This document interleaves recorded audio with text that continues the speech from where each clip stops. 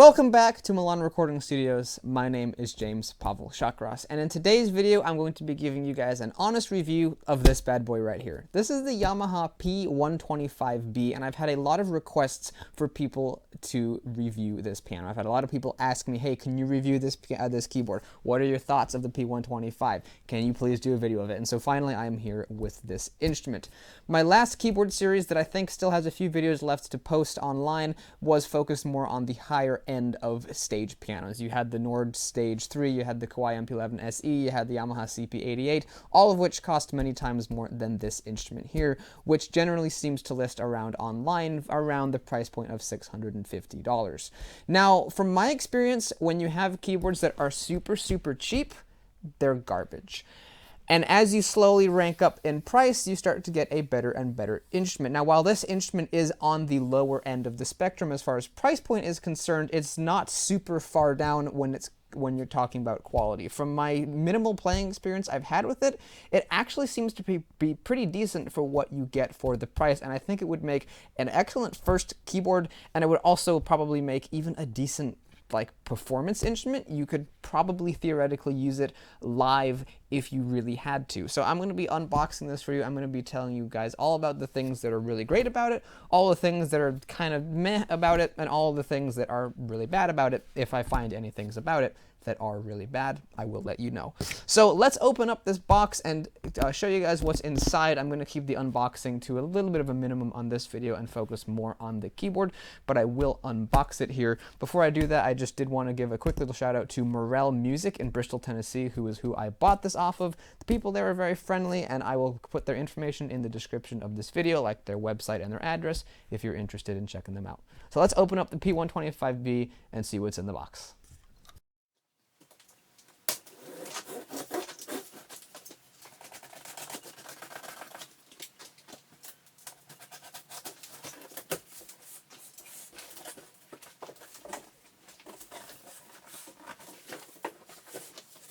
So here we go, the box is now open, and the keyboard seems to be very well packed. Much like many of the other unboxing videos that I have done, the keyboard is kind of wrapped up in foam paper and foam blocks. So let me get it out of the box, and then I will show you guys. So now I have the P125B out of the package, and you can see here the foam paper that it comes in to protect it, and you can also see all of the accessories that come with it. The most important one to me is going to be the music desk. I'm really happy to see that it comes with a music desk. If you watch any of my higher end keyboard reviews, such as on the Yamaha CP88 or the Nord Stage 3, you'll know that some of those keyboards actually, while they did have ports in the back to install a music stand, they didn't actually come with one out of the box, which I thought was very strange. And oftentimes, especially like in the case of the Yamaha, the additional music stand was considerably expensive.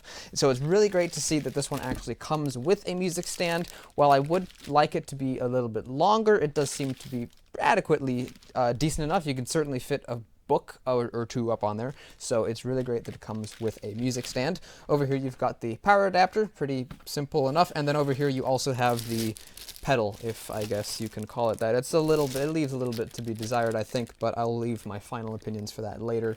It might prove to be surprisingly decent. And then over here we have what appears to be a owner's manual, which is great, but the operation for this keyboard is pretty simple, so I don't think I will be needing this. This can go back in the box. Whoop! I missed. All right, let's put the keyboard on a stand. This particular model did not come with one, but there is a model of the P125B that does come with a nice, simple wooden stand that looks pretty nice. And I think there's also an optional triple pedal unit for that as well, which is pretty great. And I believe there's you know, accessory kits online that you can buy this with a stand and a bench and all kinds of extra goodies. So this particular model didn't come with its own stand, so I will put it on one of the ones that we have here at the studio, and then I will fire it up and give you guys a demo. So now the keyboard is no longer under wraps, and you can actually see what it looks like. Now I will be playing it here in a little bit, but I did want to talk about a couple of important things about it. And one of the most distinct things that I noticed about it when I first sat down to the keyboard is that it's actually a little bit taller than other keyboards that I have owned and that I have played.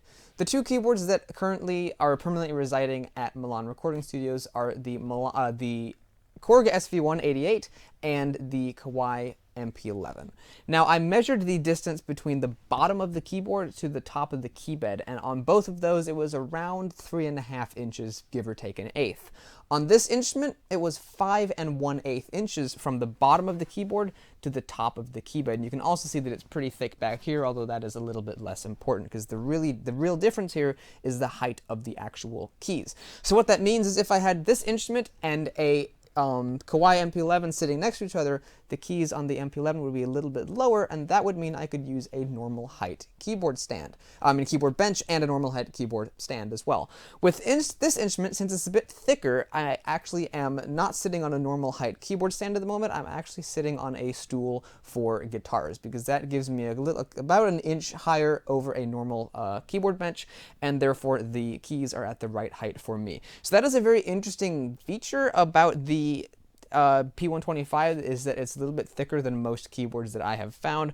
So that means the keys are going to be a little bit higher than normal, and so you're either going to want to use a slightly lower stand or a slightly higher stool. This isn't necessarily bad, but it is something that you'd want to be aware of, although I'm sure, at least I'd expect, that Yamaha's stand that you can buy for the P125 would probably fix that, and you'd be able to use a normal height bench with it.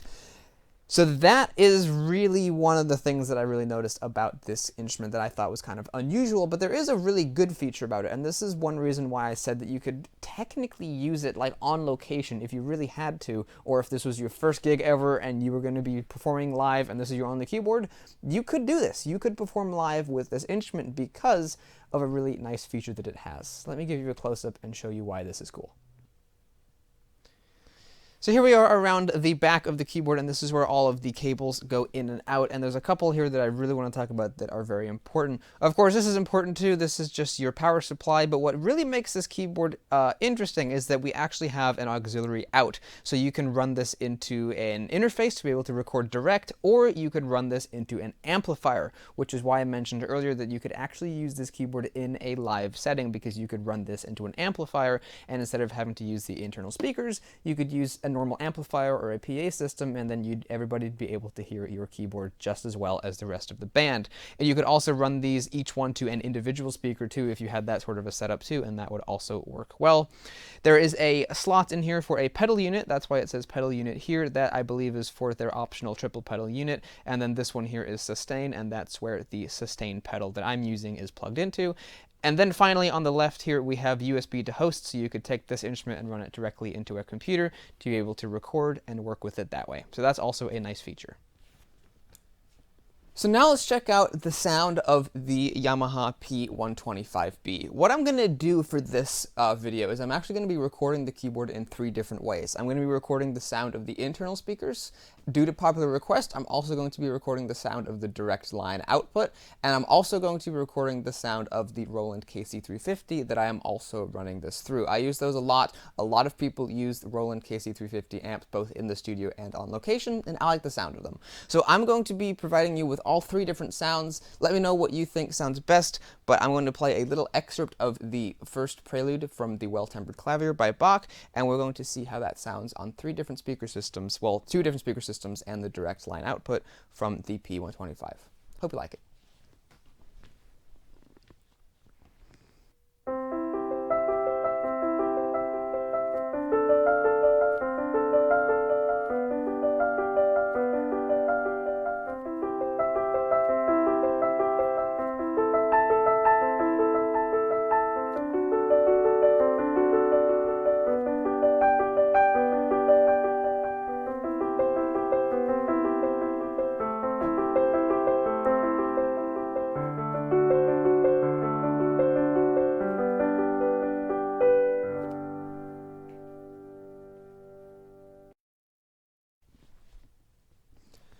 Now let's hear what the direct signal sounds like.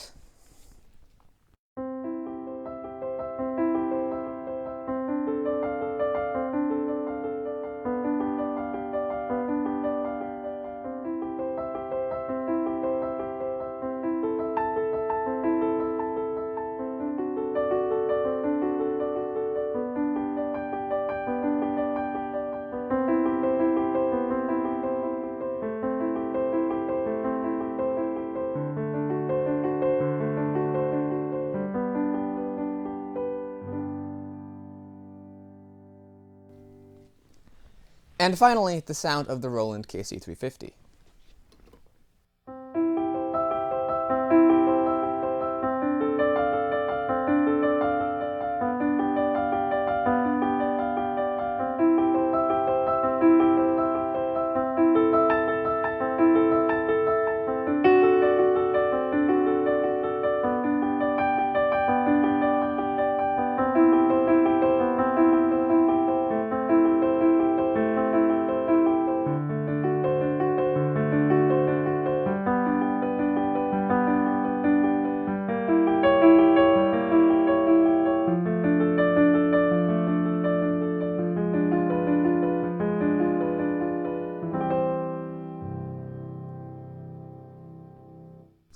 I accidentally played a little bit further than I did in the other two segments there, but hopefully you guys could enjoy those three different little recordings, and hopefully you can hear differences between them all. You definitely can tell that the sound of the internal speakers is a little bit more tinny than the other two recordings, and honestly they're perfectly acceptable. They work, they do their job, but running it through an amplifier really does improve the sound quality a lot. For a first-time student, using the internal speakers would be wonderful, but you might get tired of the somewhat tinny sounds, and it probably would be a good idea to upgrade to an amplifier later. The bonus being that when you get a higher end keyboard, you can still run it through that same amp and get a better experience. And with some keyboards, you have to run them through an amp like stage keyboards, stage pianos, because they don't have their own internal speakers.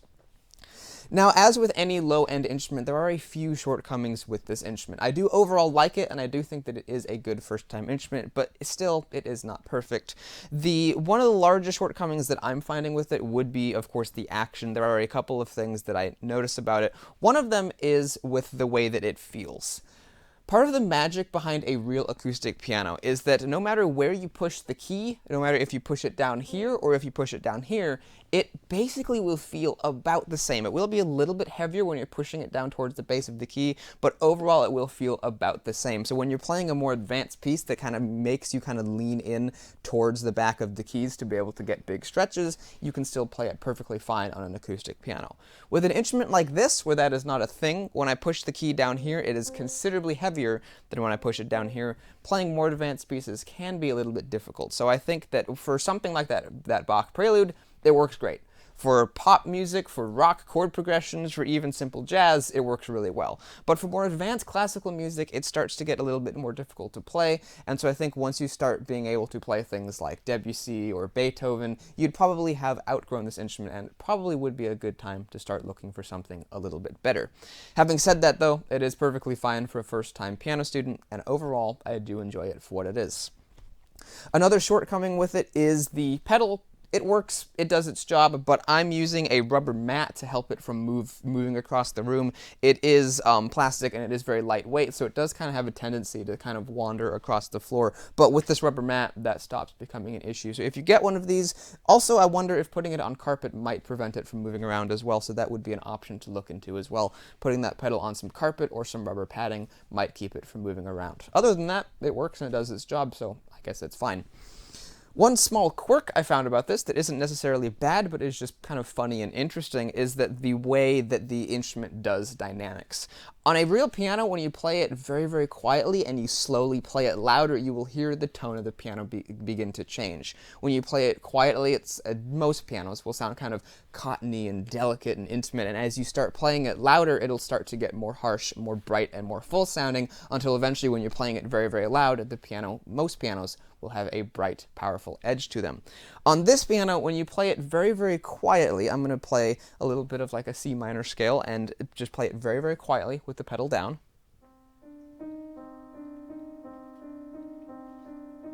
Sounds like a piano being played quietly, right? And I might have to boost the volume up a little bit for you to hear that, because that was really quiet. Now if I take the master volume and I push it right around down to about half, and I play the same thing but mezzo forte, listen to how it sounds. It sounds basically the same, so what this instrument is doing is instead of actually changing the tone as you play it quieter, it simply lowers the volume of the note instead of changing the tone and lowering the volume, which is something I find rather funny. So sometimes when I'm playing, it almost feels like somebody's taking my volume slider and playing with it, because it sounds like it's all of a sudden getting quiet and all of a sudden getting louder again. So that's not something bad, it's just something funny that I noticed about this instrument. Now I think it's about time that we try to push the limits of what this instrument can do. Now I think I'm going to play a bit of the third movement of Beethoven's Moonlight Sonata. Again, I'll run it through the 3 different speaker systems so you can hear how it sounds with the internal speakers, the direct line output, and through the Roland KC350. Let's try that out and see how it goes.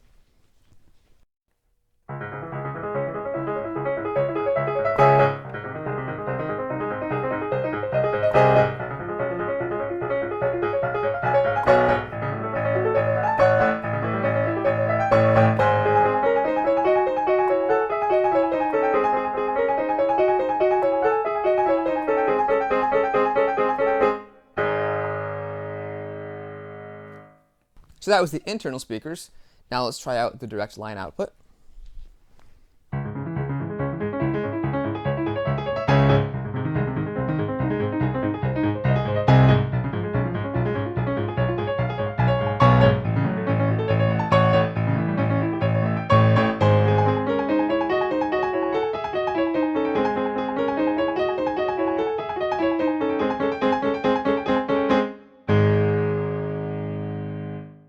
And finally, the sound of the Roland KC350.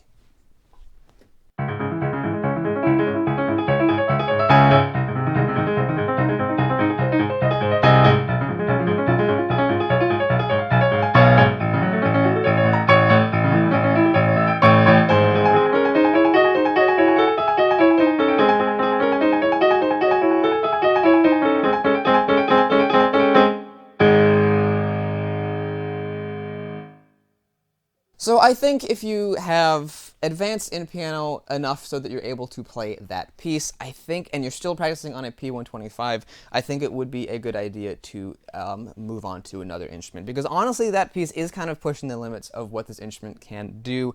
It is playable, you can do it, but it feels a little bit clumsy because of the way that action works, the way when you play the key towards the back, it's heavier than when you're pushing it here. That really has an effect on the way you can play the instrument, and it's like when I'm playing it here, as you can see, a lot of the notes that I'm playing are towards the back of the instrument. Overall, it does have a pretty light touch. When I was just playing it there, you heard a couple of notes accidentally trigger. It does have a very light touch, but like I said, when you're moving it back towards the back of the key, it becomes heavier, and that can make playing nice and consistent rather difficult. I also, when I'm playing it loud, I seem to be hearing a little tiny bit of distortion from the right speakers. I don't know what's up with that, and it could just be some part of the instrument buzzing. Not a huge issue, but that is something that I do hear, and as many of you might know, small buzzes can often drive musicians rather crazy. So that is something I did notice over here. Could just be something with the grill cover being slightly loose, although it feels fine. I'm not sure what that's from, but when I play the loud chords at the end, I do hear some distortion that doesn't seem to be coming through the other amp, so I don't think it's actually something in the actual sound of the instrument. So that is, I think, everything that I wanted to talk about with the piano sound. Now, of course, as with virtually every single digital piano you can buy on today's market, there are other sounds besides the piano. So what I think I'll do now is I'll move you in closer, give you a closer look at the control panel here, and I'll briefly run through every single sound on the instrument, because there's only a handful, and I think I'll actually be able to do that in this video. So let's do that.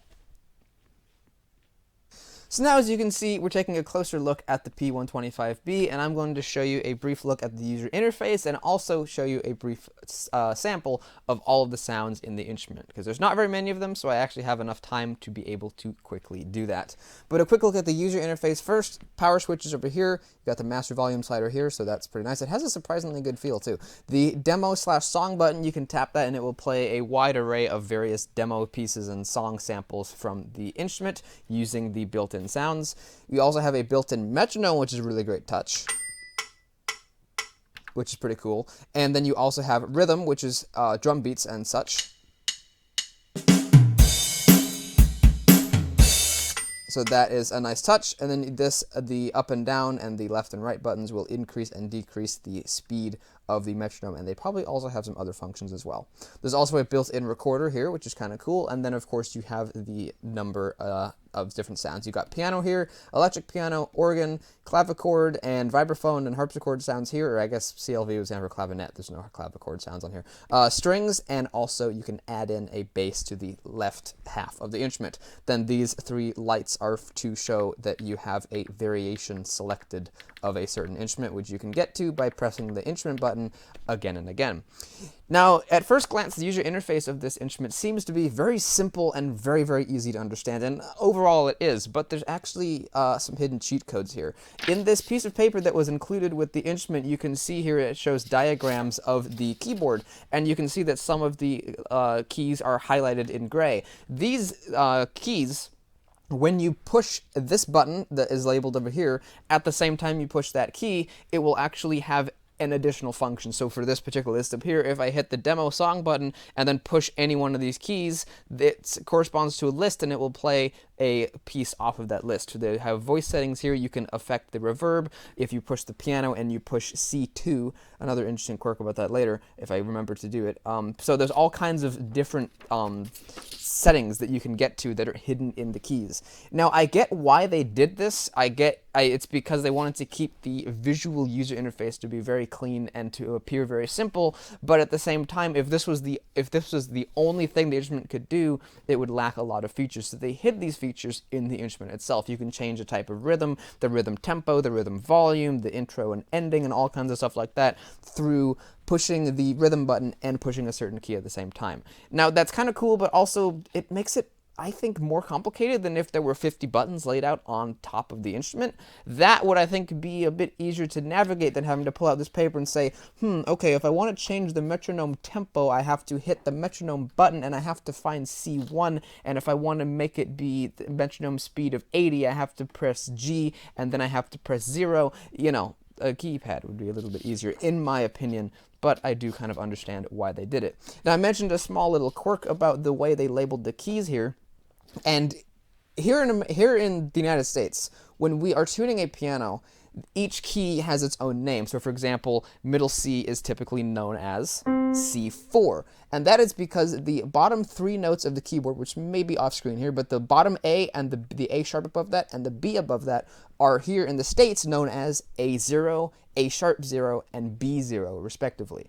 Above that, the lowest C on the piano is known as C1. The one above that is C2, above that is C3, C4, C5, C6, C7, and the highest C on the piano here in the States is known as C8. So that is the sound of C8. On this piece of paper, what is really strange is that the bottom 3, you won't be able to see this, but just believe me, the bottom 3 keys of the piano are labeled as A, A sharp, and B -1. And then the lowest C on the piano is C0. So that also adds in some extra confusion. They have highlighted C3 to show that this is middle C, which is nice, but typically, from my experience, C4 is what we call middle C, not C3. So that is a really interesting thing. I've never seen that before. If you guys know what's up with that, please let me know. Maybe that's how they do it in Japan, but I've been told that the way we tune and label the keys, it was actually inspired from Japan. So I have no idea what the story is with that, but it is kind of funny. Without any further ado, let me briefly show you the various sounds of this instrument. We have 4 variations of each sound. So let's start off with the piano. This was the default piano that you heard before.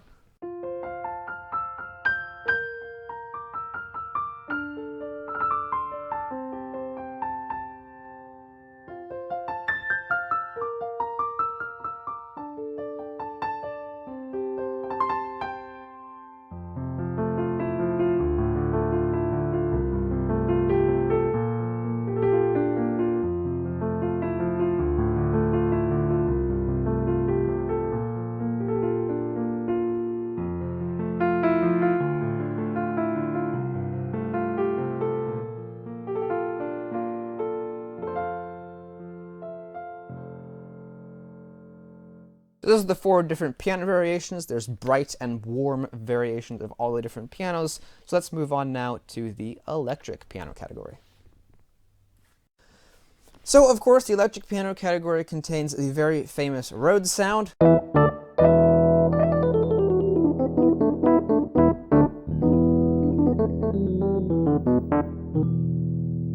The mid-range of it actually sounds pretty decent, but the lower end of it is a little bit too, like, almost gravelly sounding. Real Rhodes doesn't have that choking sound at the beginning of it, but it still gets the point across. It definitely does sound like an imitation of a Rhodes. The first variation of the electric piano sound is this. I actually forget what it is. Oh, yeah. That actually sounds pretty cool, I'm not gonna lie. I kind of like that one. Number 2, I think, is a whirly sound.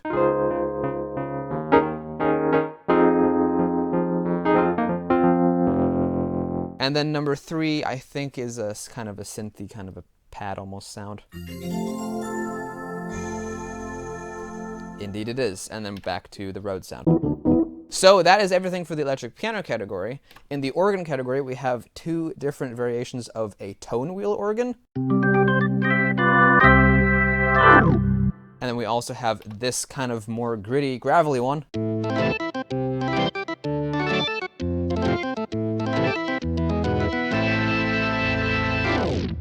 Totally not a chord progression from any song that ever existed. All right, so then next up we have a couple of pipe organ sounds.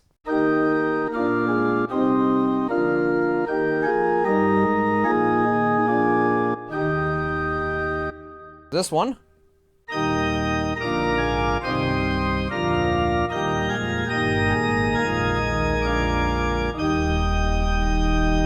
Pretty fun, but I don't know how much that's actually going to get used all that much. One strange quirk with the organ section is that when you hold the pedal down and let go of the keys,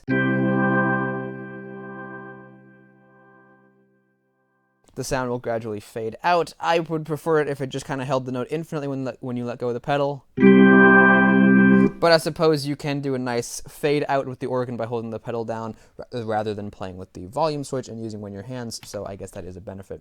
Over here we have harpsichord and clavinet types of sounds. And then this is the same thing, but with an octave on it. So each note is an octave. It's kind of subtle, but you can hear it when you compare it to the original harpsichord. You also have a clavinet sound, which isn't bad, and then you also have vibraphones.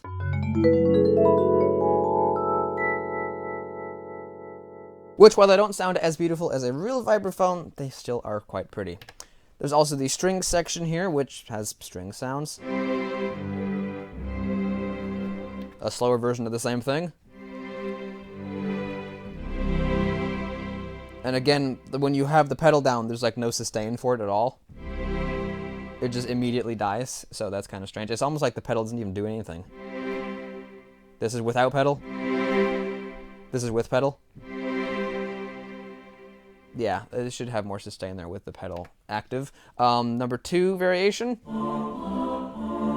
is a choir, and number 3 I think is a pad. I like that one a lot. That's pretty nice.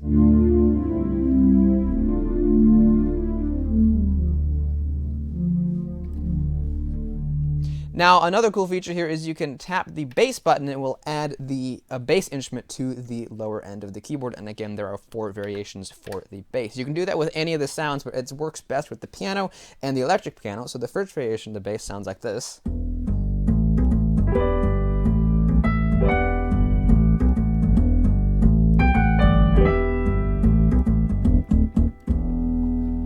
There's also a couple of other variations of the bass. Let's try out this one here.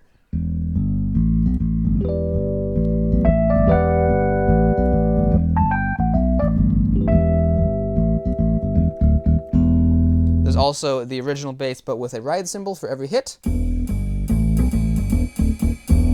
And also a different type of bass. So that is literally every single sound on the Yamaha P125. There are a whole bunch of different instruments thrown in here for fun, and the default piano sounds are definitely quite acceptable. I think that the lower end side of keyboards has definitely improved a lot within the last few years. Many years ago, maybe 10, you wouldn't have found a keyboard for this price with this realistic of a piano sound. The treble is especially pretty nice sounding.